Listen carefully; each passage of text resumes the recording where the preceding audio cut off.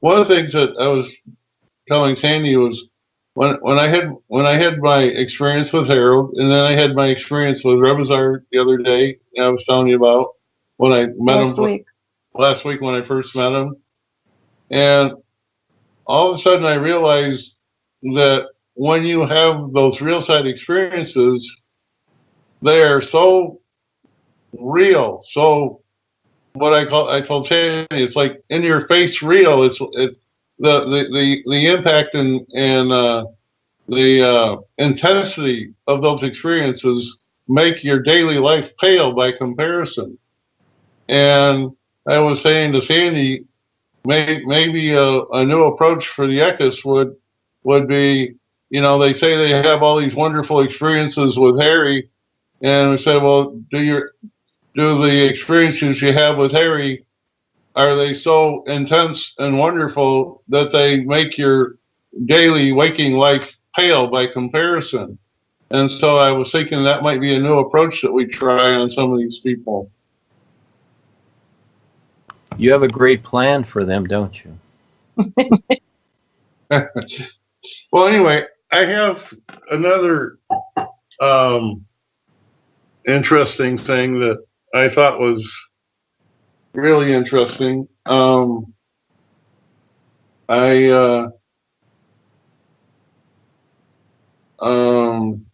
had a dream.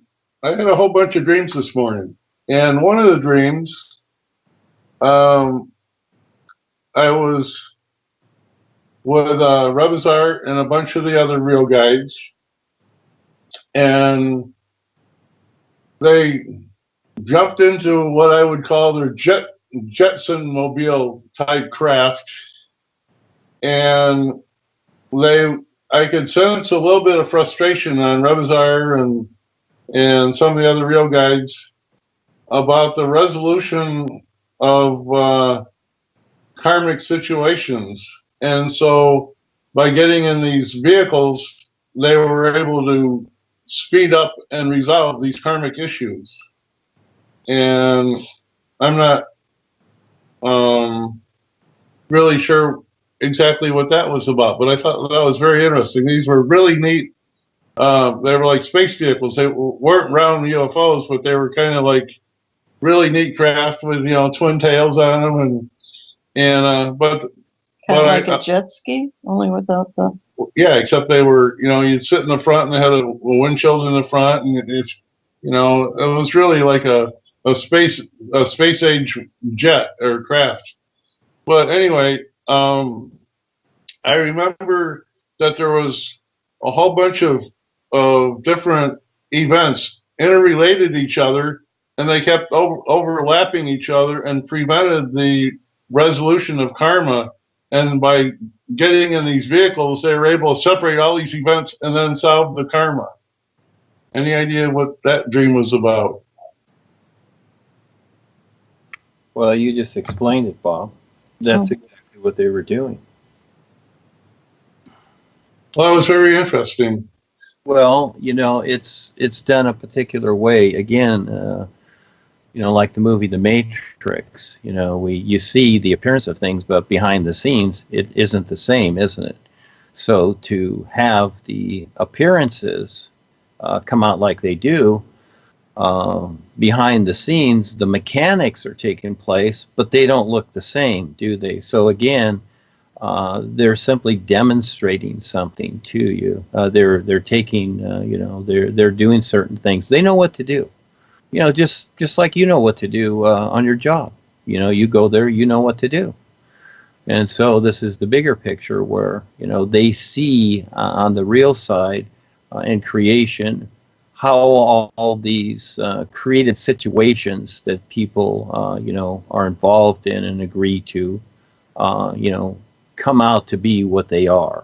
Just like a farmer, he knows what to do and how to plant, and and the smarter ones, the more aware ones, they know how to plant other plants by the plants to keep the certain pests and etc. off without spraying. So again, they see it from the real side, etc. So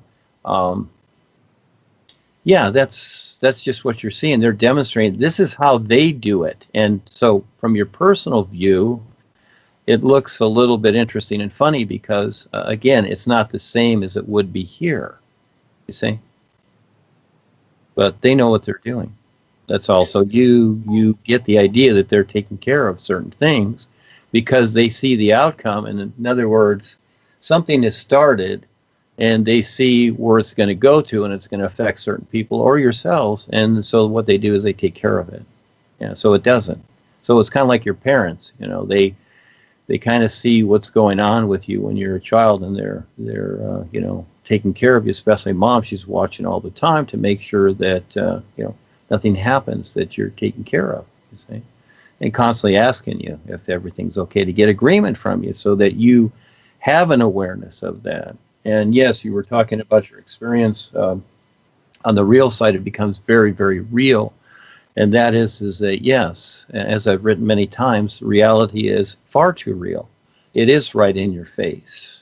And it takes a while to get used to that, because realistically, when you look at the personal self, it's really in a dream here. It's kind of in a hazy dream. And when things become too real, this is what scares people. My former wife, when I tell her about what's going on in the world, I haven't talked to her for years, but she would actually scream at me because it becomes far too real, you see?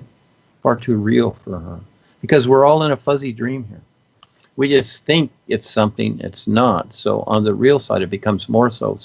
But you decide also how you want to get used to that and be a part of that. You decide that. And so what we're going through this process here, as you keep sharing and bringing things out, you become more of a part of it, just like your job. And so is it that, you see, most people, they've got their job, they retire at their job, it all looks good, and they grow old, and then they're gone. Well, when they go to the other side, that job is still part of them. If it's their family, their job, or whatever, guess what? It's still part of them. I've seen it. It's so much. They think that they're still part of that job or family. So what you're doing here by breaking up these patterns, okay, they're also showing you breaking up patterns, okay, so now you're not held to those old patterns anymore as you were before. You're trying to make a strive, and they're helping you do it too, you see. So this is where being self-convinced is very interesting. So you can help by not being so self-convinced. See? Being more aware. I have one last thing I want to ask you about. Go ahead. I know we're running out of time, but this was so interesting. I had to bring it up. I found myself with Rebisar again this morning in an experience, and he said, "We're going to start hitting and this is his term, and I'll quote it. He says, out planning. He says, I want you to start writing and get with the program, because we're going to do our out planning now." And then I woke up from that experience. And what is Rebisar talking about out planning?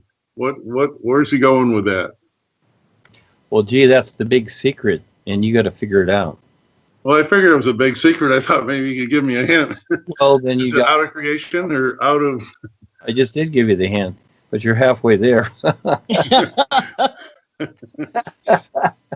You figured half of it out. It's the big secret. Well, it's not really a secret, but the idea is that, okay, in a way, it's out of what you're used to. See, again, look at your personal self. And I listen to what people are saying. Again, they're trying to do things along the lines of what is taking place here. It ain't going to work. That's all there is to it. So it's an out plan, you see. It's something else. So he's just having a little fun with that. So as you recognize it, etc. It's like the words I make up, But they are a reference to something. When I like the word perceive, basically nobody gets that. They use that idea, but No, that's really seeing what the is and being able to read that. So the thing being is that, he's using ideas that aren't common to you because it's not along the lines of what we're doing here. See? It is, but it isn't. So there's your. Okay. Well, thank you, Dwayne. Well, I know we're out of time. Well, thank you so much, Thank you, everybody. for a wonderful talk today and all these different topics and everything. You're absolutely wonderful, Dwayne. Absolutely wonderful. Absolutely. And watch for the Sandy Bob Show on Blog Talk Radio. And Kelsey will be doing the little website. She's going to put all kinds of funny stuff on there that Sandy and Bob are going to talk about. Kids are getting ready for that. Okay. We are. We can't wait. Coming in January. Whenever. Yeah. Get with Kelsey and put a website on there too. Did you see the picture we did? First one? Not yet. Oh, really? I put it in the Skype yesterday. You did? Yeah. I'll have to. Okay. I'll bring it up. Right here. It's, hold on. There it is. Cool. Oh, yeah. I like that. Yeah, very Whoa. nice. Thank you. Yeah. Well, I don't know if Kelsey's done the website. We created a website for you, Sandy Bob Show. Did you do the, I wasn't sure, Kelsey, did you do the website yet?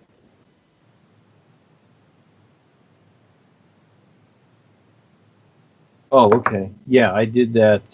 So we'll, and then you can put all kinds of funny stuff on there that they're going to talk about or whatever. Yeah. Cool. Oh yeah, they'll figure it out. It's a show, and I said that you can have guests on there, so it can be me, Claudia, or Kelsey, or Val, or anybody. You can bring guests on there, or we'll be your backup.